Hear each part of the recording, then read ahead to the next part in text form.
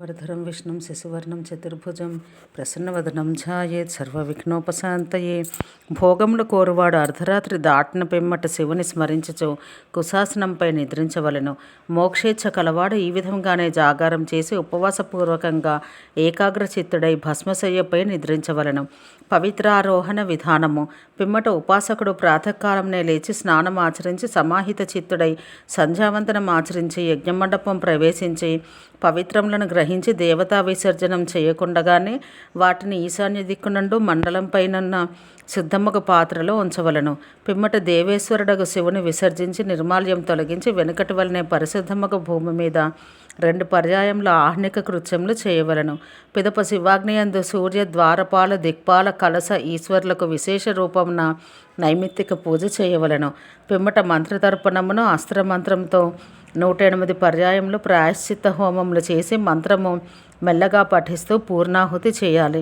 పిమ్మట సూర్యునికి పవిత్రకం సమర్పించి ఆచమనం చేసి ద్వారపాలాదులను దిక్పాలకును కుంభవర్ధని మొదలగు వానికి కూడా పవిత్రకం సమర్పించాలి. శివుని సమీపాన తన ఆసనంపై ఉపవిష్టుడై తనకు గణముకు గురువుకు అగ్నికి పవిత్రకములు ఇయ్యవలెను. శివుని ఇట్లు ప్రార్థించవలెను. దేవా, నీవు కాలస్వరూపుడవు. నా కర్తవ్య విషయాన నీవు ఇచ్చిన ఆజ్ఞను సరిగా పాలించజాలక నేను ఏదైనా లోపములు చేసి ఉన్నచో, చేయదగిన దాన్ని చేయకున్నచో, ప్రకటమైన దాన్ని గుప్తం చేసినచో అట్టి సంస్కార శూన్యమగు నీ చేసిన కర్మ అంతయు ఈ పవిత్రారోపణం చే పరిపూర్ణమగుగాక. శంభో, నీవు ఈ పవిత్రకంచే పూర్తిగా ప్రసన్నుడవై నా నియమం పరిపూర్ణం చేయము.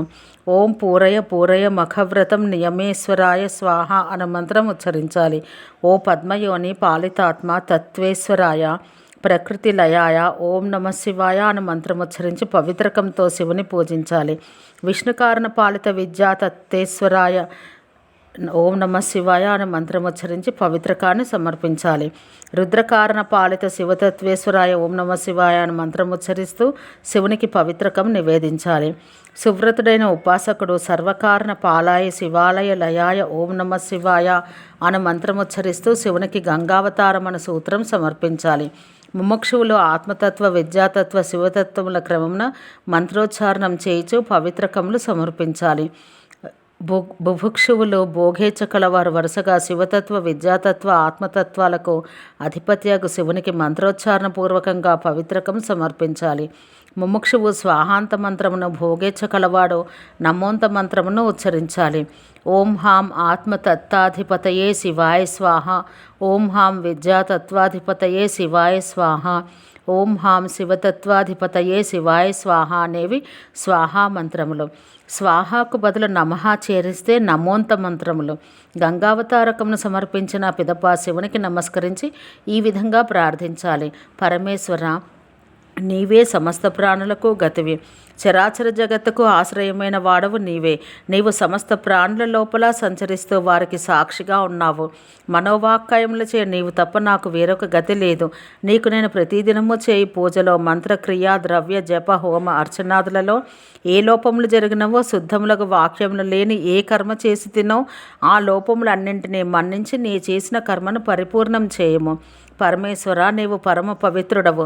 నీకు సమర్పించిన ఈ పవిత్రకము సమస్త పాపములు నశింపచేయనది.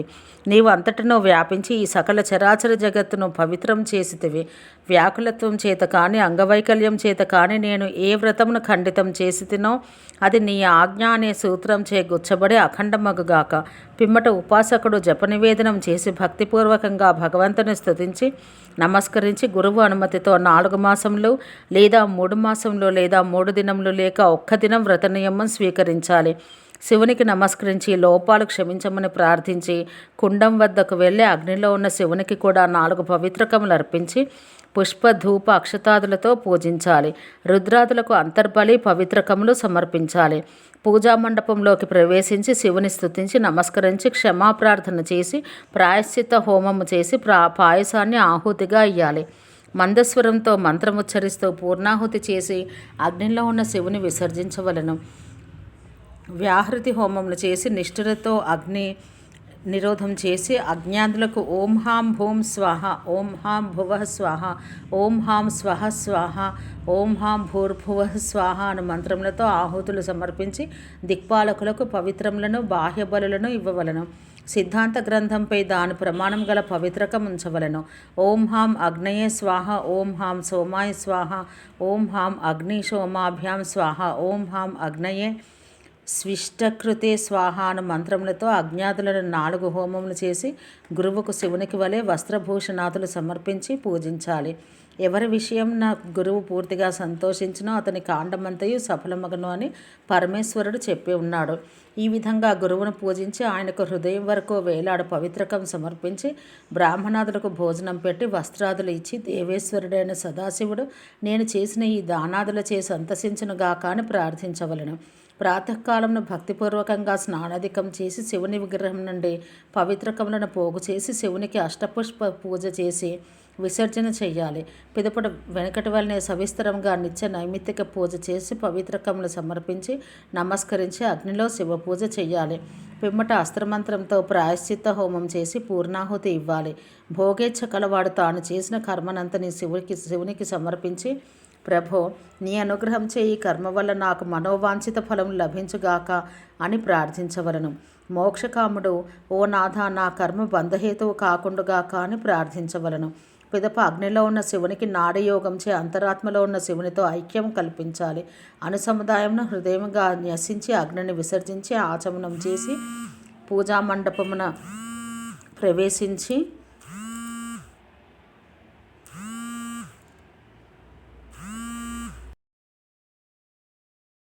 లోని జలమును నలుమూలలకు చల్లుచు శివునితో సంయుక్తమగినట్టు చేసి ప్రభు నా లోపం క్షమించుము అని ప్రార్థించి విసర్జించవలను.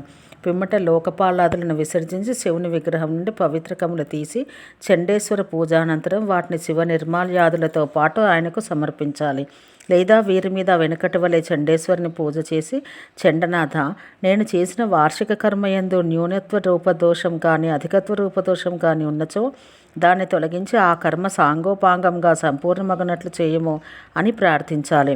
పిదప చండేశ్వరిని స్తుతించి నమస్కరించి విసర్జించాలి.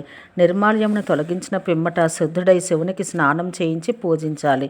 గురువు 5 యోజనముల దూరంలో ఉన్నను ఆయన వద్దకు వెళ్ళి పవిత్రారోపణ కర్మ చెయ్యవలెను. ఓం శాంతి శాంతి శాంతి.